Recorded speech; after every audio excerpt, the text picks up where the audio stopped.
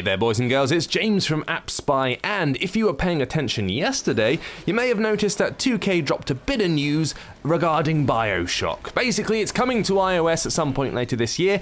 We got our hands on some B-roll footage which we showed you in a different video you can see in the link below. However, seeing as we had the preview video, and I happen to have an Xbox with a version of BioShock, I thought I'd do a bit of a graphics comparison, see how the original version stacks up against this new iOS-only version. Let's take a look. So here we are at the beginning of the game on the 360, about to see the grand reveal of Rapture for the very first time. Notice the color of the crabs, the light on the submersible, the lights in the city. Now we're going to do the same reveal on the iOS version. Notice there's no light, the crabs are pink, and all the lights in the city appear to be out. It's a bit different, isn't it? Here's the two reveals side by side. You can already see the difference in the quality of those images. We're putting it in slow motion. There's no light on the submersible, you'll notice. Those big plumes of smoke are still there, but where are all the lights? The lights in Rapture have gone out. However, the city's all there, all the models exist, but as you can see side by side, quite a striking difference, both in terms of the lighting effect and the actual lights that are on in Rapture. Now, here's a bit of combat for you. This is about, I don't know, 15-20 minutes into the game. You're taking on a few splicers. Notice the waterfall. Also, notice the effects as you get hit. So these kind of camera blurs, big flares of light and electricity bouncing off all the surfaces.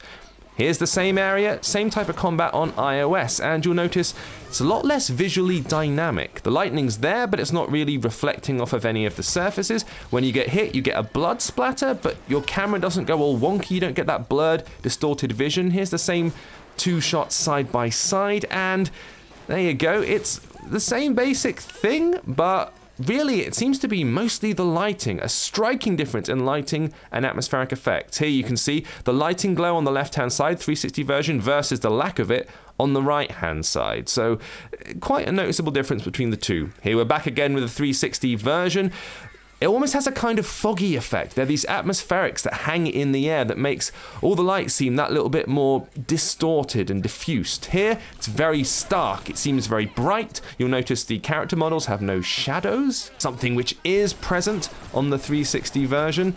Here's the two shots side by side, and, well, you can sort of see, can't you? There's nothing in the air in the iPad version. There just doesn't appear to be much in the way of atmospherics. It's lacking that finesse. Now here's the Big Daddy, the first encounter with the classic BioShock baddie. He's charging at you. Every time he hits you, your camera kind of swings around. You get a distorted effect, a shift in perspective, lots and lots of smoke and steam billowing off of the big guy.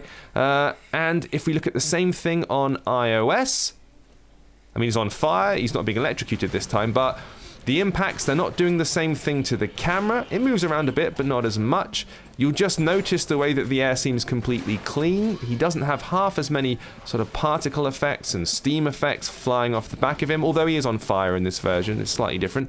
Let's put them side by side. Here they are charging together. Even little things like if you see the lights that kind of form his eyes on that Bell suit, if I freeze frame, look at the brightness on the left-hand side and the lack on the right. And also you can just see that green smog effect that's pervasive in the 360. It's not there on the iOS version. However, there's still a lot of time for 2K to tweak this one and improve the visuals in time for the upcoming release later this year. What do you think of the differences? Are you prepared to accept a bit of visual degradation for the benefit of being able to play BioShock on the go? Let us know what you think. Thanks for watching and catch you next time. This has been James with AppSpy.com. We review, you decide.